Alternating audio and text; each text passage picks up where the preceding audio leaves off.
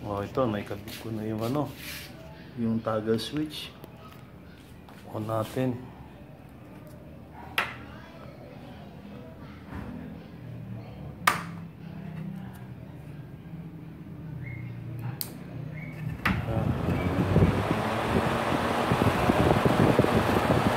Lakas ang buga. Patayin natin. Clockwise yan, ha? Clockwise. So from there, off natin. Kailangan naka full stop bago mo siya switch. Bila naman. Ako maging counterclockwise yan. Oh. Paano siya? Pahigop naman ngayon. Pahigop. Nandito yung hangin sa likod.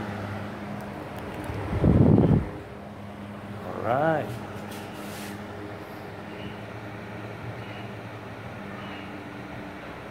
Obserbahan ko muna to bago ko i-final na ikabit. Pero walang short to. Kung hindi short to, bumutok na kanina pa.